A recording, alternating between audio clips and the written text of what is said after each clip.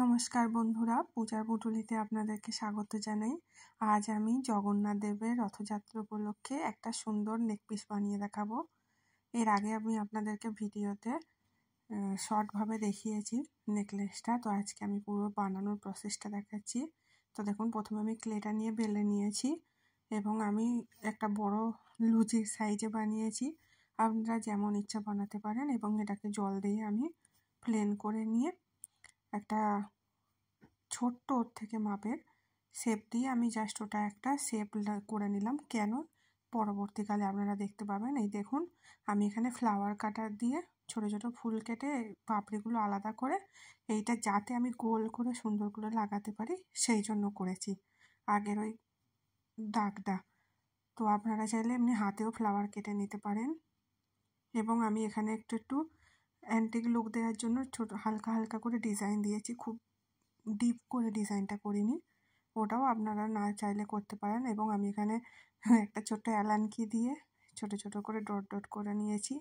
এবং এখানে আমি বলি, আমি যেহেতু গয়নাটা বানিয়ে ফেলে ভয়েস ওভার দিচ্ছি, তো আমি এই জিনিসটা আমি প্রথমে বানিয়েছিলাম, তো বানিয়ে আমি লাগিয়েছি যেভাবে দেখাচ্ছি ভিডিওতে। তো লাগানোর পরে আমি যখন শুকোতে গেছি আমারই হাত থেকে পড়ে গিয়ে ভুলবশত ভেঙে গেছে। তো আমি সেই কারণে পরবর্তীকালে একটা লুপ করে দিয়েছি, আর ওটা বানানোর চেষ্টা করিনি, কারণ ওটা বানালে ওটা থাকতো না, ক্লের জিনিস যেহেতু অ্যাটাচ করলে ওটা ফেটে বা ভেঙে যেতে পারতো। সেহেতু আপনারা দেখতেই পাবেন খুবই ইজিভাবে করেছি। এবং একটা রঙেরই ডিব্বার ঢাকা নিয়ে চোখ নাক মুখ এঁকে নিয়েছি আমি, এবং একটা ছোট্ট নত মতো পরিয়ে দিয়েছি।